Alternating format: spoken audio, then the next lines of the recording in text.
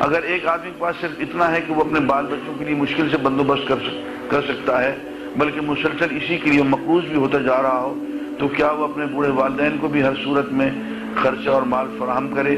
نہ کر سکے تو کیا نافرمان ہوگا؟ اس سوال کا جواب میں پہلے دے چکا ہوں۔ بات یہ ہے کہ ترجیحات تو ہم شاید نہیں جانتے۔ آپ اس وقت تک ایک لقمہ کھانے کا نہیں کھا سکتے خود جبکہ آپ کے والدین نہ کھا چکا ہوں۔ آپ کسی مکان کی چھت کے تلے رہنا جائز نہیں ہے جب تک کہ ان کا انتظام نہ ہو۔ آپ 1 انچ کپڑا اپنے جسم پہ نہیں ڈال سکتے، نہیں پہن سکتے جب تک کہ ان کے پہناوے کا انتظام نہ ہو گیا۔ میں نے اسی لیے ٹیلی ویژن پہ یہ کہا تھا کہ سوال درست کریں۔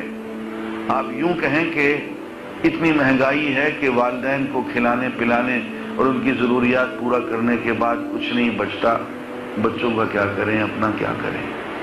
یہ تو سوال بنتا ہے۔ آپ نے سوال ہی الٹ کیا ہے تو اس کا جواب ہم کیا دیں؟ آپ پہلے خود کھا پی کے بیٹھ گئے، بچوں کا پیٹ بھر لیا آپ نے، اور والدین کے بارے میں اب آپ نے سوچنا شروع کیا ہے۔ آپ کی تو سوچ غلط ہے۔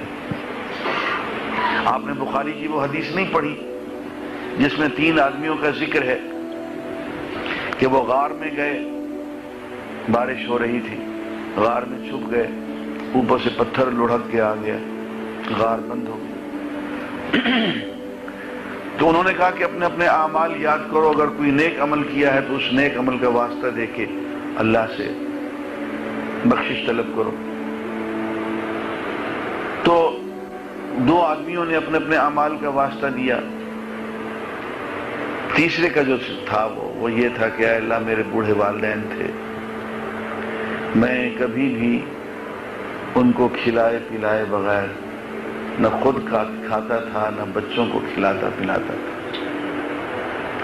ایک دن میں جنگل سے لکڑیاں کاٹ کے آنے میں مجھے دیر ہو گئی، تو والدین سو چکے تھے، اور میں دودھ کے 2 گلاس لے کے والدین کے سرہانے کھڑا ہو گیا کہ جب یہ جاگیں گے تو انہیں پلاؤں گا۔